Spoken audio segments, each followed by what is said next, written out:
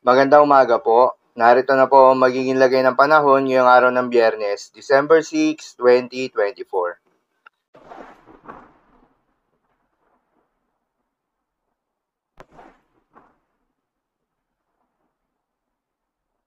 Sa kasalukuyan na tayo sa pag-asa, patuloy na nakakaapekto itong shear line o yung salubungan ng malamig na hangin at mainit na hangin sa may eastern section ng Northern Luzon. Dahil dito, asahan yung maulap na kalangitan na may kalat-kalat na mga pagulan at isolated thunderstorms. Northeast monsoon naman o hanging amihan ang nakakaapekto sa may extreme Northern Luzon. Dahil dito, asahan naman yung maulap na kalangitan na may kasamang mga mahihinang pagulan. Habang sa nalalabing bahagi ng ating bansa ay asahan naman yung generally fair weather condition maliban na lamang sa mga panandaliang buhos ng ulan, lalo na sa hapon o gabi na dulot ng mga localized thunderstorms. Magandang balita naman dahil ayon sa pag-asa ay wala tayong binabantayan na low pressure area o bagyo sa loob o malapit sa Philippine Area of Responsibility na maring makaapekto sa ating bansa. Samantala, yung binabantayan natin na sama ng panahon sa susunod na linggo ay consistent pa rin ang ipinapakita nito. Base nga sa pinaka-latest tropical cyclone threat potential na inilabas ng pag-asa, ang nasabing sama ng panahon ay inaasahang papasok ng Philippine Area of Responsibility at tatahakin nito ang direksyon patungong Visayas o Northern Mindanao area. Sa kasalukuyan ay mababa hanggang sa katamtaman ng tsansa nito na mabuo bilang isang bagyo. Dahil dito, nakataas pa rin ang tropical cyclone threat potential para sa linggong ito. Paalala lamang po na ang mga nasabing forecast ay posible pa pong magbago.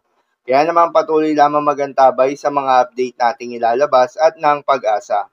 Para naman sa magiging lagay ng panahon ngayong araw ng Biyernes, dahil nga sa epekto nitong northeast monsoon, asahan sa Batanes ang maulap na kalangitan na may kasamang mga mahihinang pagulan.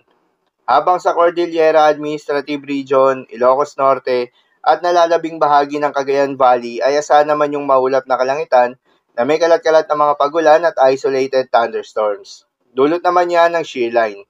Posible ang mga pagbaha o pagguho ng lupa dahil sa katamtaman hanggang sa kung minsan ay malakas na pagulan.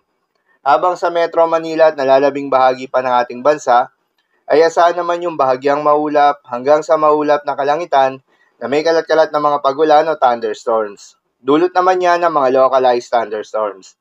Posible rin ang mga pagbaha o pagguho ng lupa during severe thunderstorms.